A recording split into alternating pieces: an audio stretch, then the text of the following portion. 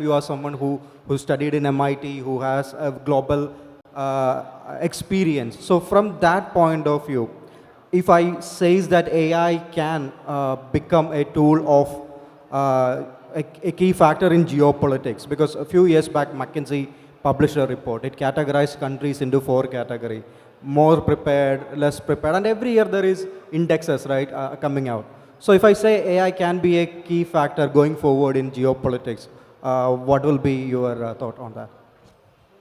Well, first, thank you. Thank you for inviting me. It's very good opportunity for me to learn from you, given the work you've done in AI and access. But maybe just to put it in historical context, I'll talk about two perspectives. One, every disruptive technology, every evolution will have some winners and some not so benefited people, right? Whether it's within a society, whether it's across countries. By the very nature of these inflection points in evolution, it will not be equitable. Whatever the have-not gap was, this thing will either exacerbate it or it will level it in a way that people can leapfrog and come. So we should not be surprised that this technology also results like that. I mean, results in outcomes like that. The second thing I would say is that in my career in technology, in some form or the other, over probably, I don't know, 40 years or 35 years, this is the third or fourth or fifth coming of AI that I've seen. So, we've seen many versions of, and, really what is AI? AI basically says that you can get machines to do things that you didn't explicitly program them to do at a granular level. That's about the simplest definition. Historically, you had to plan for every scenario, and then you write a program that would deal with every scenario, and then the machine would execute the program based on that input, that day, that second, that outcome. Now you have the capacity to generally, A, make the machine deliver things that you have not explicitly said, and B, use feedback from its actions and resulting outcomes to learn about whether that approach was more or less successful and shape its own kind of algorithm going forward. That's really what it is. If that's the case, then I think, as many people would say, the key components of it really have to be, first, sheer computing power.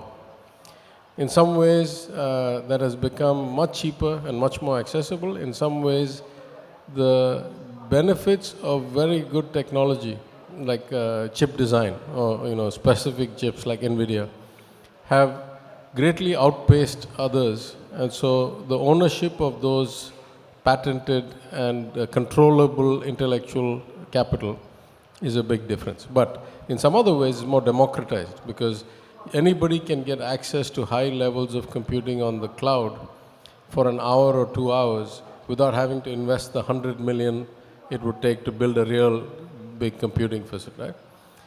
After computing power, the second would be, depending on your country, either data and the availability of large data sets and comprehensive data about the problems at hand so that the machines can learn from them, or people who will write the algorithms, who will write the learning models, and who have the skill to write the learning models. I was with the CEO of a very big company recently, and he was telling me that experienced AI engineers in the US today, their annual salaries are touching $1 million a year. One engineer, $1 million a year. So that's how much talent matters, right? Of course, so data, talent, and then of course, you need big data centers, and to store this data, you need to have lots of power, like electricity, hopefully green, but you have to have power of some sort, lots of water to cool. Again, there's technologies evolving where you can cool without water, but these are the ingredients. And so I think you will see some winners and some losers. You'll also see some disruptions. For example, I think India has a great opportunity to leapfrog because we have the human talent. But maybe this is already long enough an answer. I'll wait for further detailed questions to touch that. You mentioned about the components, I mean hardware and data being the primary thing. So I was speaking to, I was in the World Economic Forum Global Future Council, and I was speaking to someone very senior in UAE's AI office. They told me that they have 4 year waiting for NVIDIA GPUs. So when I was in UK, somebody from the British government said they have 2 year waiting. So this kind of, so in a world where a country like UAE can't procure something like this, where does India stands? I think there's a huge impetus in, first let's ask the question, why is there such a waiting period? Because intellectual capital is the intellectual capital. If the design exists and you're just manufacturing the GPUs, you should be able to scale. I mean, we're able to scale all kinds of other chips. Why this chip? Because the US prohibits where these chips can be manufactured, right? So already there's geopolitics in the availability of these chips, even though it's a private company selling private technology that developed for the profit of its shareholders, right? So when you have a situation like that, it's certainly going to accelerate the indigenization of chip design, of chip manufacturing, and particularly China, which is being left far behind. And also it increases the dependency or the ties between Taiwan and the United States, because Taiwan continues to be a big manufacturing center where, for whatever reason, the US is not as worried about manufacturing in China. So clearly politics is playing into the availability, and it's not, surely the UAE has more money than the UK. I mean, the UK is running big deficits and has problems. And yet, if the UK is on an earlier wait list than the UAE, it's probably political or geopolitical, component there. But there will be a massive push for indigenization of design, which is easier, and indigenization of manufacturing, which is much harder to do. Yeah.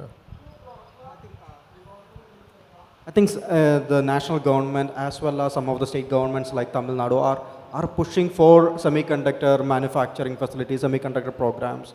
So will that be one approach through which we can accomplish this indigenization process? Possibly. I don't want to be a pessimist.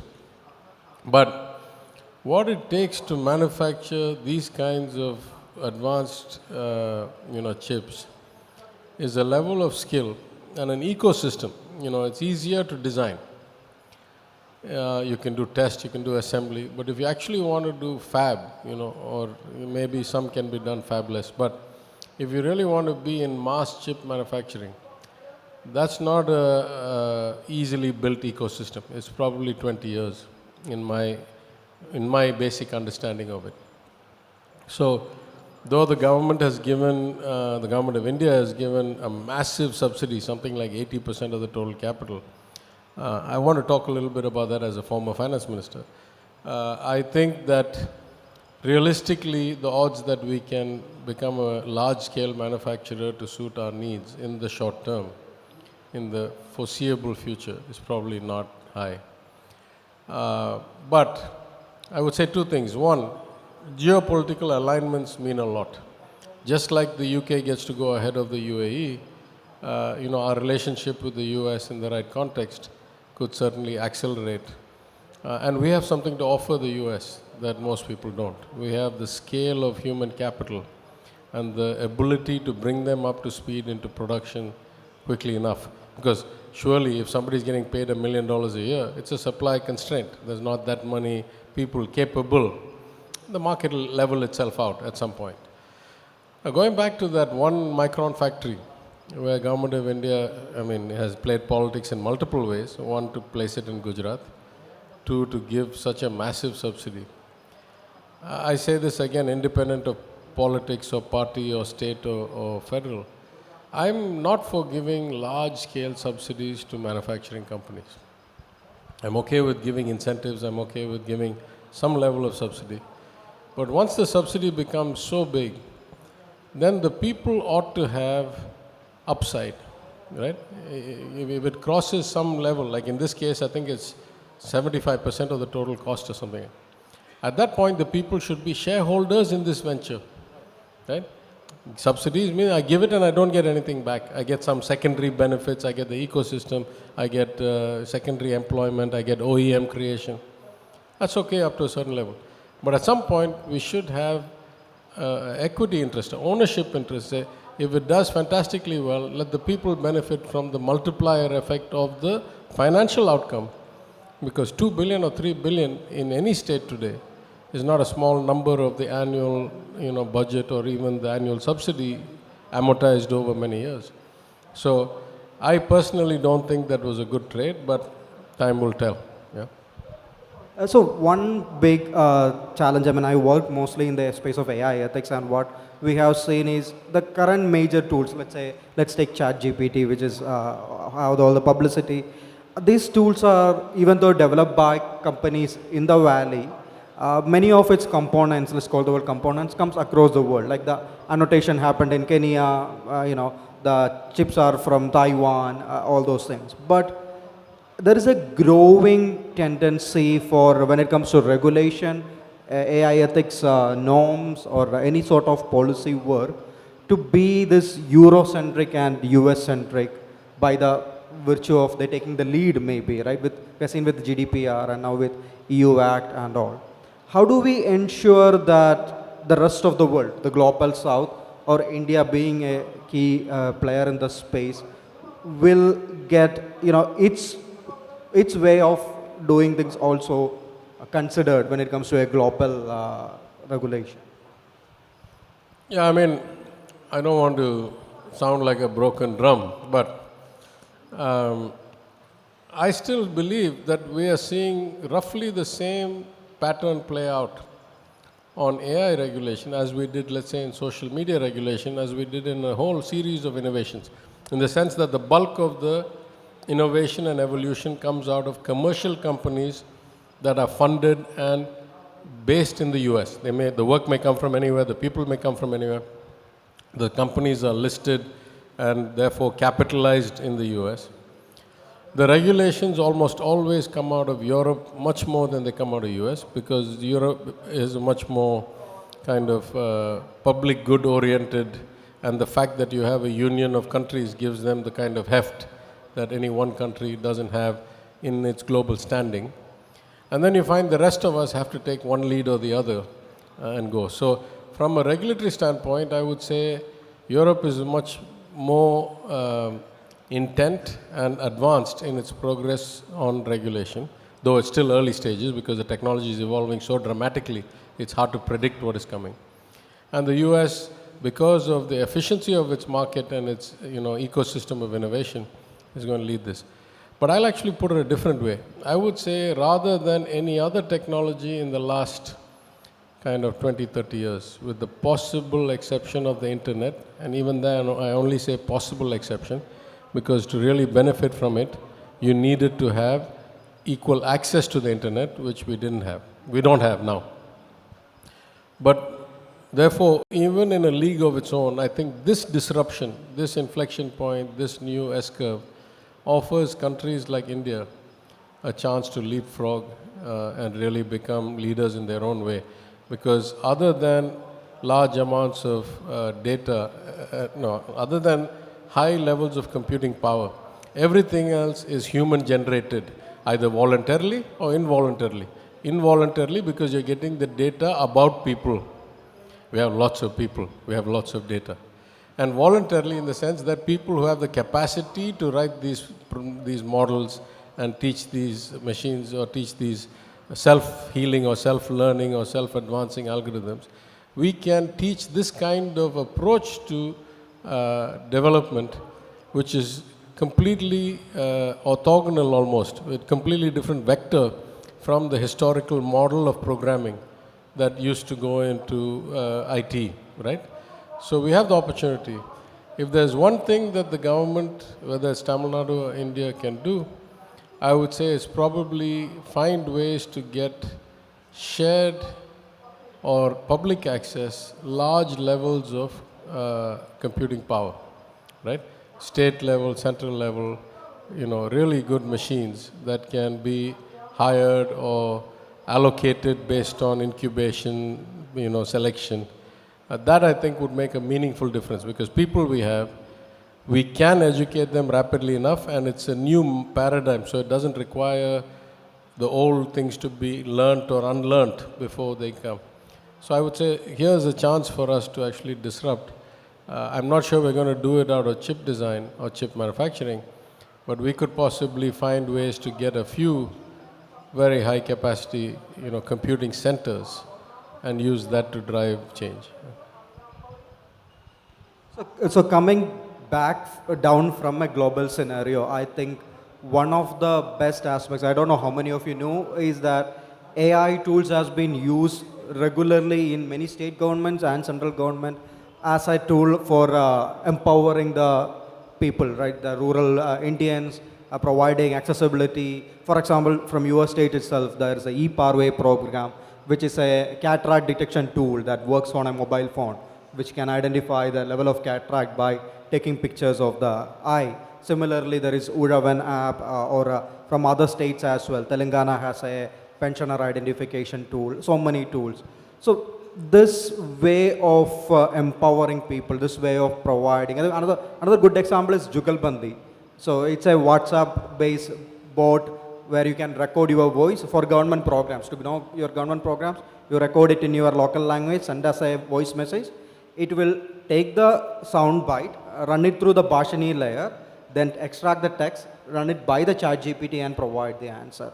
So this kind of work happening. So do you see this technology transforming the public service delivery in our country in the coming years? Absolutely. I have one note of caution. It's probably dangerous for me to say it, but I'll say it anyway. A lot of our problems of inefficiency or leakages or failure to identify beneficiaries and deliver programs is because of the nature of our administrative model. I don't want to go deeply into that. I think you understand what I mean. And that, I think, requires the kind of change that requires a lot of political will. Very few politicians have the capacity to fight very powerful unions and very established ways of doing things, particularly when they are the in-house unions. So that will be a barrier. Let's leave that aside for now. If we leave that aside, then I'll say two things that are tremendously different and tremendously positive. One is that we are now in the process of teaching machines how to understand people, how to hear what they say and interpret what that means, how to do iterative question and answers and extract something. This is a completely different approach to life. I date myself, but my PhD dissertation, going back to late 1980s, early 1990s, was about trying to find out how people think and build mental models of computer systems and how to help interface design to make it easier for the people to understand the computer. Now we are teaching the computers how to understand people. And we couldn't do that before because we didn't have that much computing power and we didn't have that much capacity to gather, store and analyze data and extract things from it. So in that sense, I would say now we can truly democratize access to service and automate delivery by removing the middleman and basically enabling people to go directly to outcomes. As you say, if an app can detect my level of cataract, then I don't need to go to the GH, I don't need to figure out where the GH's ophthalmic department is, I don't have to go wait in line for a doctor. All these steps that otherwise made delivery of services inefficient. So I think the ability to remove the middleman, remove the intermediation, and automate access will A, make the process much more efficient, first outcome, but B, make it much more transparent and equitable and accessible by all. And I'll tell you why. I give you an example. We run a scheme called the Old Age Pension Scheme. We have for years in Tamil Nadu. It wasn't a big amount of money. I had been pushing to increase it when I was finance minister, and finally we've increased it a bit. But whatever the money was, the intent is to find elderly ladies who don't have anybody to support them, and in addition to their ration card and other benefits that they get, to give them a little amount of money every month. When we did a study about who accesses or who gets this benefit and how are we reaching the intended target, targeting is always a difficult thing. We were pleasantly surprised to find that we went all the way to the second lowest level in the economic or existential strata. We got people who were relatively poor, relatively unsupported, but lived in large cities, let's say, or lived in a community where others could help them. But we were missing a lot of people. And we were missing people. I mean, we also had errors of type 2. That is to say, we were paying a lot of people who were dead, and we didn't know. That's a different story. And leave that. But that's okay. I don't mind that much, because it's not that much money.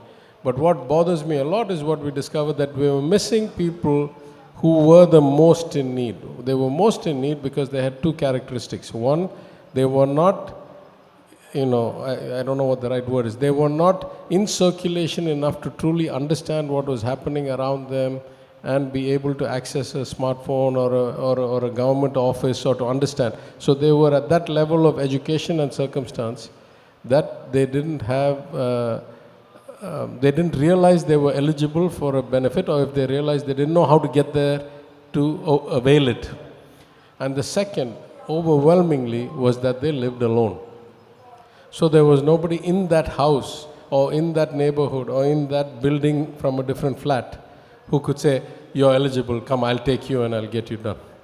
So these gaps bother us a lot. We try our best. There's other ways you can do it. In my time, I've suggested you do default enrollment of everybody who's above a certain age using other AI data matching to show whether they're living alone or not. We have other databases, right? We have election data, we have ration card data, we have other data, a bunch of things. But in the absence of that, I think, to me, the gold standard is that somebody who is not yet receiving this pension tells or gets told by somebody, you can avail of this, and gets to go on the phone, either their own phone or somebody else's phone, by voice, can interact for less than 10 minutes with the AI on the other end and get a resolution saying, yes, you're eligible, the money will be in your bank account by next week, or no, you're not eligible for this reason, without talking to a human being. I think it's eminently doable in the next couple of years. If we do that, then we have really achieved the benefits and potential of AI. Yeah. I think that's a terrific initiative. I think in many cases the human capacity won't meet. For example, even if you go with a call center for people, there's a limit on how many people you can employ, and this is one of the best aspects of AI. And similarly, in spaces like predictive analysis in factories and all, shutting down a machine will be not ideal from a profit and loss standpoint, but it can predict when it's gonna break down, through IoTs and similar efforts as well. Now coming to a major question, I mean, most of the people here has, and everyone has in mind, is AI and jobs. So even recently, right, I think last week Google fired a couple of 1,000 people. In India, Paytm fired a couple of 100 people and said they are focusing more on automation. So this big question, is AI gonna take our jobs away? And you've been very vocal in this space. I think I kind of disagree on some of your thoughts, but I'd like to hear your thoughts on this. It's good. I think, only if we disagree, we learn from each other. But I want to go back. I'll first give you one example of how AI does things that we don't expect. I recently opened the office, Chennai office of a company in radiology. It's an Australian company. And it's in radiological detection. Let's take two examples, chest x-rays and brain CT scans. And the machine has been fed every scan and every x-ray in the public health system, and it has done its own interpretation. So obviously it's very good at detecting or answering the question, does this patient have X? Or, is this feature present or not? which radiologists do. Machine probably does it slightly better than most radiologists because it doesn't tire over time, it doesn't have bias or variability. It's also it does things better than a radiologist somewhere in the sense most radiologists are in short supply and they're so overworked that they're only interested in answering the question that was asked by the referring physician. Whereas the machine, in a few seconds, is not only answering that question but looking for all kinds of other things. And so it detects things that were not asked in the first place. But perhaps the most unexpected aspect of it was that because it had a series of x-rays, let's say, of the same patient over time, or scans, it was able to do longitudinal analysis and say, for somebody who develops this condition on this day, this was this indicator 5 years ago or 2 scans ago that this was likely to come. So it starts having predictive capability, which you talked about for machines and factories in human beings and health. So there's the possibilities endless. No, I have no doubt that technology is going to be disruptive and a lot of jobs are going to disappear. I'll give you the closest example. Now we focus so much on getting manufacturing companies, particularly in sectors like automobiles and all that. Chennai is big in automobiles, rightly so. But I used to be a consultant in industrial workplaces. And I can tell you that factories where I would go, where I once saw, let's say, 1,000 people working, for the same manufacturing capacity, the same or better quality and customization of the cars, there are probably now 80 people working. Automation has decimated that industry. The manufacturing industry has become almost completely automated, and things that required human hands to do because the touch and lift feel was not there, all that has become automated. So if it happened in manufacturing, I have no doubt it will happen in IT. My only point is that I think for the foreseeable future for a country like India, we have the potential to benefit from this wave more than we have to suffer from it. For 2 reasons. One, I think the need to create the data sets and the need to design the language models that are unique to us will actually require a lot of work. I mean, it takes thousands of man hours of work to get out of ChatGPT. It's not like it came by 10 guys one day, right? So I think the capacity of or the demand for this kind of work is going to create a whole lot of new employment. That's the first thing. I think the second thing is, if you look at the world today, there's no country that has the scale of manpower of the working age today or likely to be working age in the next 20 years, next generation. Roughly, in my opinion, roughly 25 to 30% of all young, adequately educated to be able to do this kind of work, people in the world today are of Indian origin. That's a huge asset, right? There's still going to be a need for a lot of people to do this kind of work. It may not all happen in India. It's going to happen around the world. Some of it will be done in India. Some of it will be done in India for other parts through the wire. Some of it will be done because a lot of people emigrate and go do this work in other places. So I have no doubt it's going to be hugely disruptive and destroy or eliminate or obliterate the need for a lot of jobs. But at least for the next couple of decades, I think there will be new paradigms and new work that is going to be required that will make up for this. Partly because we are not yet so big in these industries that we are going to have, millions of layoffs, right? Like the percentage of workers in any state that are in the IT industry is not very, very high still, of all people who are working. Yeah. So with regarding one good point I really resonate with is the data labeling.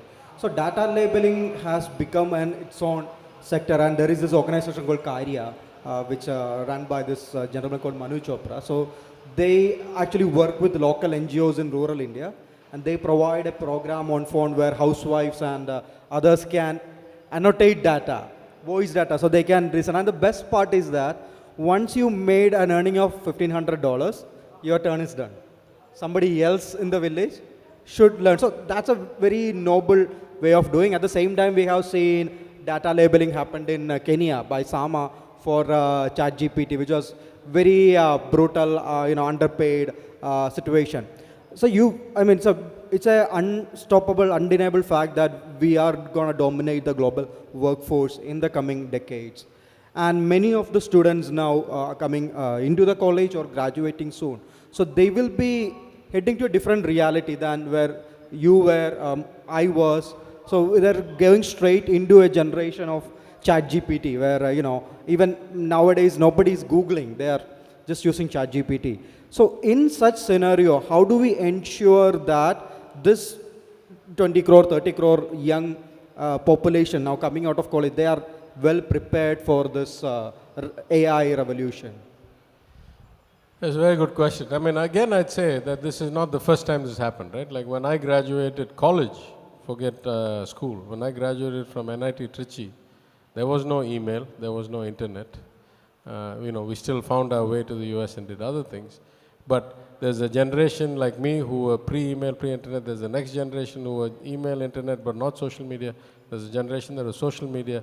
Now there's a generation that's chat GPT, let's say, or AI, right? So what I would take away, this is just my personal take, but as a policymaker, is that technology is going to be perpetually evolving, right? And some would argue that maybe we have seen close to the kind of technical peak of this wave of AI, and it's going to take a few years before we see another breakthrough. Already we are starting to see ChatGPT make up facts, make up court judgments, and make up Tirukurals and all that. So, as somebody said a few days ago in Chennai in our GIM, maybe we've hit the ceiling of the wrong room. Maybe we need to be in a completely different room altogether. So these things will evolve. But at the core of it, I go back to only three things. One, no matter what the industry, no matter what the evolution, what you need as a society is to have a well-educated population. Right? If you don't get the basics right, if you don't get elementary education right, it doesn't matter what happens after that. The whole generation's gone. If you don't get secondary education right after getting elementary education right, it doesn't matter what the advances of the world are, you can't keep up. So when you say education, you have to start from Anganwadis through kindergarten and elementary school through middle. And so you have to get the education model right, of ensuring that basic reading, learning, thinking, questioning, these kinds of inquisitiveness and enough background to know what to ask, where, how, because now the knowledge is all on the internet. It's not, and so, some of that will require equitable access to high-speed internet, so you can learn through videos, you can have, classes taught over. So there's a whole lot of components to it, but at the core of it, it says, as good as your quality of education is, and I'm talking about from elementary, from preschool to high school. That probably is the biggest predictor and the biggest thing you can do. The second is to make it as inclusive as possible. Even some places that have good education systems have much more enrollment of men than women, or don't quite extend all the way to the formerly oppressed communities, or the tribal schools. Tamil Nadu, the CAG reports show the gap, right? It's not like it's a hidden truth. So you have to make it as equitable as possible, because the weighted average outcome is what determines your competitiveness in the global economy. If you leave 50% of people out, it doesn't matter what you do with the remaining 50%, then you're still going to be averaged down to half of that, right? So you have to make it completely inclusive, completely equitable, partly through connectivity, partly through proper design, social justice in your every program and every design, every implementation. And I think the third thing is, at least I think about this for my sons, is that it's very hard for us to predict what the next best technology or next most successful job or entrepreneurial enterprise is going to be. The cycles have gotten faster and faster. So this notion that education should be about being a learned person, being humane, understanding history, understanding evolution, understanding values, and being open-minded, and being inquisitive, and being a perpetual learner. This general approach to education as it once was, rather than everybody does engineering, everybody does medicine, no, some guy can be CA. The professions are important, But it's much more important to have a good kind of, what we used to call in the old days humanities, or good understanding of mankind, its evolution, the system of law or democracy or government, and how society fits or functions and what has evolved. And I was very pleasantly surprised to see when I went in November for some college visits with my son and gave some speeches at some universities in the US. And my old university, MIT, always had a good humanities department, but it was kind of a hidden gem. Now they're very clear. Incoming students on the introductory tour, they say, if you want to graduate from here, you have to take all these courses in humanities and do extremely well in them. Only then you actually will be a top ranker. It doesn't matter if you're the biggest tech nerd in the world. You have to get a degree from MIT. You have to do all of these credits in the humanities. Otherwise, you're not qualified to get out. And that's true. I mean, if it's true of MIT, it's surely true of all the other, the Chicagos and Yales and wherever I went, which are otherwise billing themselves as humanities, colleges of the humanities. So I think if MIT has figured that out, or schools of that level of technical sophistication, I think that's something that we should also really think about in building our education model. I think, sir, you made a very important point. And one, you mentioned how technology comes in waves, and I think somebody was telling, whenever we put an objective, this is what AI is going to be, once we reach that, it's no longer AI.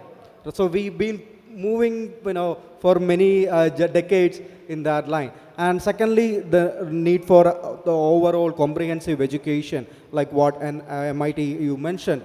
There is this big concern of techno-solutionism.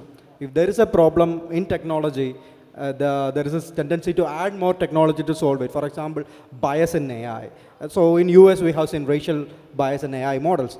But it's a social problem. It's a reflection of the data that's being used. But to address that, you need to have this understanding of humanities, understanding of the society and other aspects as overall as well. And I'll just add one thing to that. I would say that one of the biggest threats facing democracy today is high and rising inequality. That's within every country, that's across countries. And I think the fraying of the faith of people in the notion of a democratic system.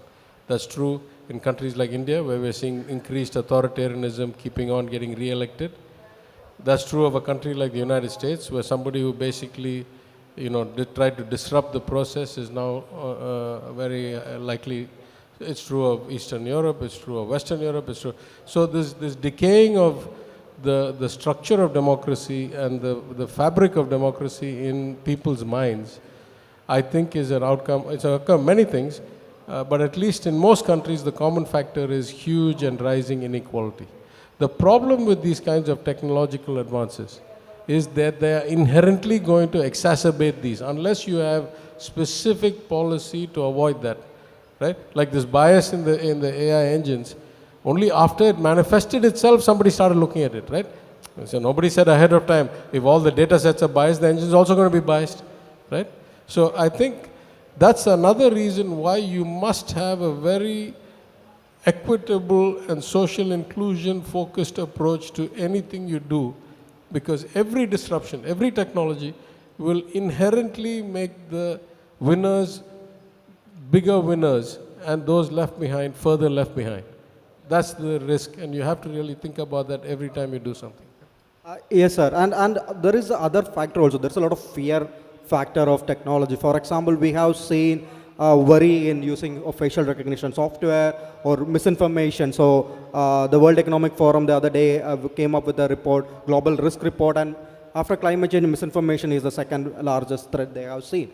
So how you mentioned the need to have some sort of regulation. How do we ensure that people will have trust because there are bad players in the space? How do we ensure people have trust in systems like Udavan or eParway or the beneficial tools we are building?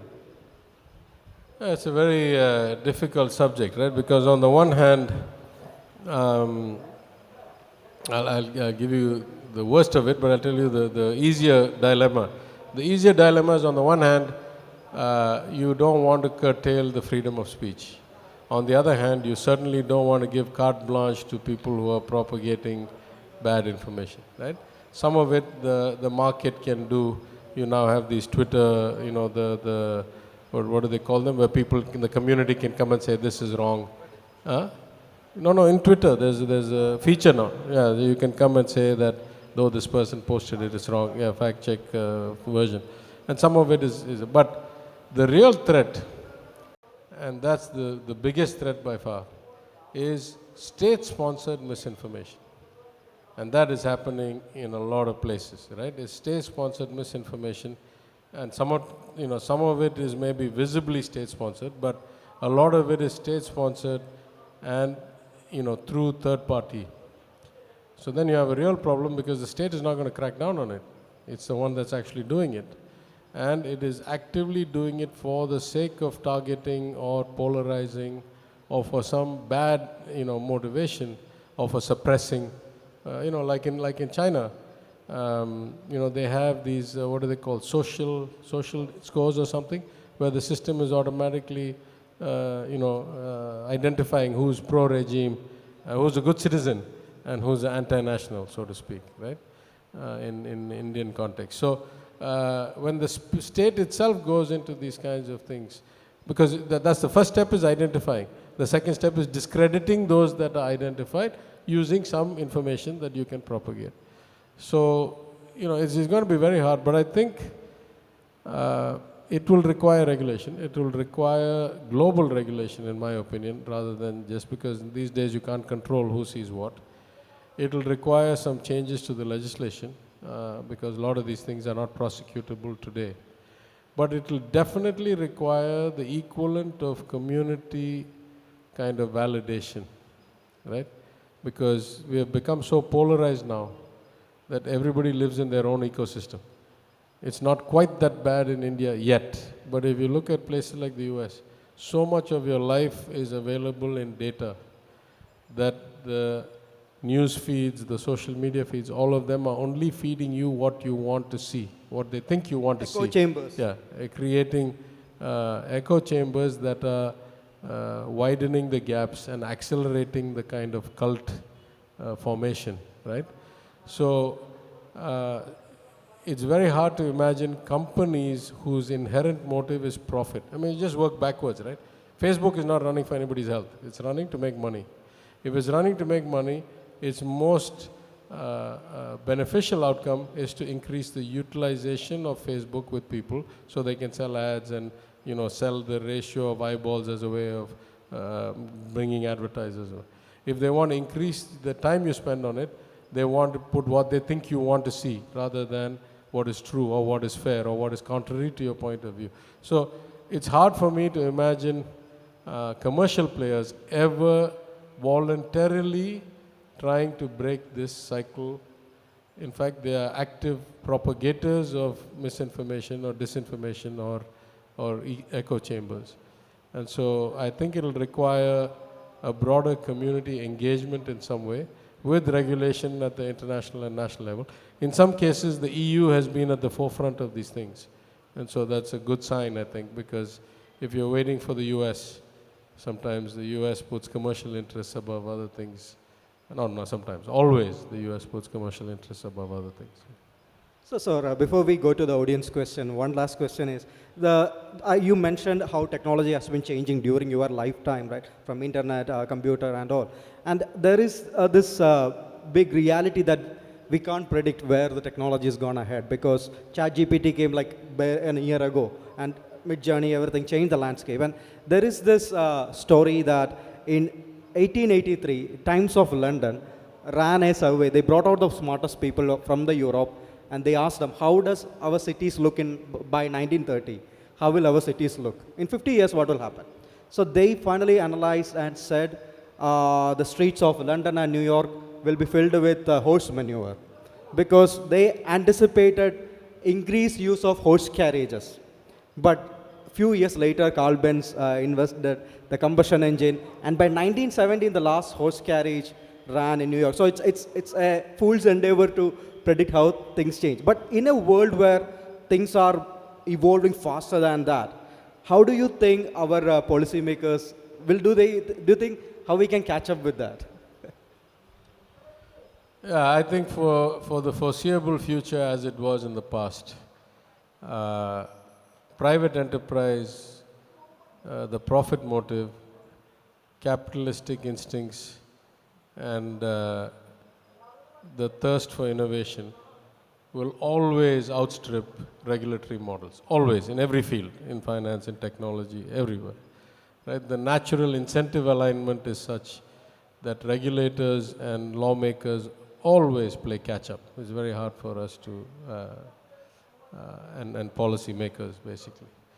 But what I think we can do is two things. One, as I say, focus on your values first. And if your values inform your policy making, then it's very easy for you to at least react immediately instead of being, stuck in kind of paralysis. Oh, this has happened. What do I do now? If you look at the financial markets, if the regulators had stuck to the model of the lesson learned after the Great Depression, which is that you must treat information with great respect, you must not allow institutions to have both public and private information, having a level playing field is by far the greatest confidence builder in, if they had stuck to that, we probably would not. So sometimes history says we make the same mistakes again and again, and we are either flat-footed when technology evolves, or we are lulled into some false sense of security that this time it will be different. So I think the core of it is to have your values right all the time and be very, very specific. And every time you come across a situation, to kind of litmus test that against your values and say, with my values, is this a good or bad thing, or what are the risks it's taking, and what should I do to contain those risks? I think the second thing is that there must be a much greater connect between policymakers, bureaucrats, politicians, thought leaders, policy thought leaders, and the communities where this innovation is taking place, so that we are better informed all the time. If you take the global financial crisis, again, as I say, most regulators had no idea of what had happened in the global financial markets. The amount of risk transfer, the amount of innovation. I keep making one point again and again. Why was it a global financial crisis? After all, 95% of the problems were caused by inflated valuation in US housing markets. It should have been a US financial crisis. Why did it become a global financial crisis? Because the risk had spread to all corners of the world without anybody realizing that it was there. Why did they allow a bank to fail? Because they had no understanding of the consequences of what would happen were a bank to fail, and the markets would keep on falling for 15 months or 24 months after. So I think part of the problem is that if you as government, as a regulator, as a policy maker, stay aloof and you think you know what's happening, well, every single time the evolution will happen so fast that you'll be so far behind that playing catch up will be impossible. It'll take you a year or two. So knowing that, you must keep the circuit closed all the time and continuously keep getting updated. What is it that's coming that I need to be thinking about? And most policymakers, unfortunately, don't do that. Yeah. I will open the floor for questions. Yes. Yes. Yeah. Hi, sir. I was one of the happiest persons when you were appointed as the finance minister of Tamil Nadu, and I am from Tamil Nadu. And I always had this one question, because in the state legislature, you mentioned that for every 1 kilometer of the bus travels in Tamil Nadu, the government loses 53 rupees. I think it's same for all 5 states in South India. So when it comes to AI, do you think we can plug those inefficiencies and save a lot of money, perhaps? I'm not sure we need AI for that. I think we can fix that problem a lot of different ways. I think some of it will have to do with clean energy and better, more efficient more capital efficient equipment. But a lot of it will have to do with the design of the transportation model itself. If you take, I'm a sitting minister, so I can't say too much. But I'll just give 2 data points. One is, if you take cities like Norway or Hong Kong or Singapore or, different different social models, different democratic policies, or different forms of democracy. Yet you will find that they have many different models of financing the transport system, encouraging its use, and charging people appropriate to their ability to pay. These kinds of principles we have not applied till now at all. And I think those are the future. I'll say it a different way. In Tamil Nadu, we have 2.33 crore ration cards. We are, I think, the only state that does universal public distribution for food. So our database of families suggests that we have 2.33 crore, so 23.3 million families. Our registered two-wheeler base, motorcycles, powered two-wheelers base, is about 2.9 crore, 29 crore. Right? I'm sure you've seen on the road how people ride. They don't ride only two to a vehicle, right? They ride 3, 4. So if you have a policy outcome, I'm not even talking about whether it was thoughtful design, I'm not talking about whether it was right incentives, but if you have a policy outcome where 2.33 crore families own 2.9 crore two-wheelers, how do you expect to have a flourishing public transportation system? Something has gone wrong, right? The need for anybody to get on a bus. Of course, the bottom of the bottom is going to be poor and cannot afford it. Of course, some houses are going to have 2 or 3 bikes. I'm not saying that it's equitable. I'm just saying the averages suggest that something is a bit off. No other state in this country has this ratio. No other state, not even close, right? And if you've been stuck in traffic, let's say in Chennai or Madurai compared to Delhi or Bangalore or Hyderabad, our overall traffic may be better. But what is the ratio of two-wheelers to four-wheelers on the road? Hugely two-wheeler ratio in Tamil Nadu, right? So if we have given that kind of flexibility to 1 people, 3 people, 4 people, because of where our per capita income has gone, because where the cost of vehicles are, where the financing options are, we have effectively disincentivized the use of public transportation, which is inefficient in 100 ways financially, but more kind of ecosystem damage in every way. So policy needs to be thoughtful. It needs to be comprehensive and integrated. You can't have one policy this way and then say, incidentally, I want everybody to ride the bus. Not going to come. Right? The next question, yes, please. Yeah. Good evening, sir. My question is regarding AI regulation. We know that EU has been on its way for the first AI Act in the world, but... Can you put the mic closer? Okay.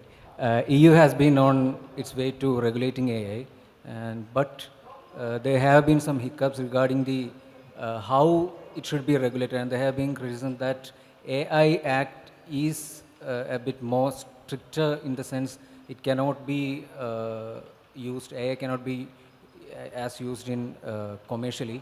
So my question is that when India is going to regulate AI, I don't know when we will be doing that, because we have regulated privacy only in the last year. So what do you think how India should approach AI regulation? Look, I think all of us have made some crack at it, right? Tamil Nadu has one responsible use of AI policy from 3-4 years back, our predecessor government. India has put out all kinds of guidelines already, right? So I'm not saying that everybody is asleep at the wheel. I think the field is evolving so rapidly. Like, think about 1 year ago to now. Not just ChatGPT, not just Copilot, not how many models have come out, BART, all these evolutions have come so rapidly that, if you're a big company, at some level it's easier to get them to adhere to regulation because they're funded publicly, they may be listed publicly, they have other things to worry about should they run afoul of registration or regulation requirements. They say you must put this here. But if the innovation comes from many small companies, which it always will, it's very hard for you to enforce regulation on a daily basis. So I think so far, I'm not sure that India can be well informed enough that we will regulate in a superior way or be able to enforce our regulation with greater teeth or greater discipline than places like the EU or US. But certainly that doesn't absolve us of the responsibility to try. And I think, to be fair, a lot of governments have been trying. I think Telangana had a policy, we have a policy, my predecessor government, so I'm not taking credit for it. I think the government of India has put out some documents in recent days. So it'll take a while to settle. These things are always, it'll be trial and error, couple of steps forward, one back. It'll take some time. Yeah. Question, yes. Can someone give her a mic? Sorry, I already Oh, had yeah, the yeah, mic. okay, sure. Thank you for the session. My question is regarding, like, eventually AI and other, like blockchain and everything is a tool, and it also, like, what is the intent behind the tool and how are we putting it in action is the important question, as you rightfully pointed. And while it's in control of big tech and governments, it generally gets used in a way that is not conducive to the community work, and that's also something that you pointed to. And my very short question is, how do you see the role of the communities and aware and engaged communities to come together to shape these tools for a larger, equitable society? It's a very good question, and I think it's no surprise that almost always the EU leads in regulation compared to the US, right? And it's not just that the US is a more capitalist system or that the EU is a more socialist or welfare system. It is profound differences in philosophy, in the sense, or not in philosophy, in outcomes. If you look at the EU, through 101 pathways, they are a much more equitable society. Nobody's perfect, but the EU is a much more equitable society, among other things because of large financial transfers from countries like Germany and France into countries like Portugal and Greece. So the more you have an equitable society, the more you can rely on the community to A, want to have a regulated and level playing field, and B, take their own part in it and actively support the regulation and help with the enforcement. The more you have a disparate society, then you have a problem, because only the wolves are guarding the hen house, right? Most people are not sophisticated enough, not engaged enough to really care, and so they're not going to get engaged. And the people who are really the successful people will find a way to subvert the intent, because it's them that should be held to account, right? So I think it's not, so again goes back to the point that some things are so profound, like inclusion, like equitable access, like reducing the inequality, that it has so many consequent effects, from the regulation or evolution of new technology to the quality of debate, or to the lack of polarization, or less, I won't say lack of, the limitation of polarization.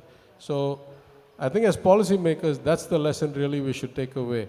We must keep focused on ensuring as equitable, as universal an engagement and participation as possible, particularly in the newer technologies, because otherwise already left behind people will get further left behind.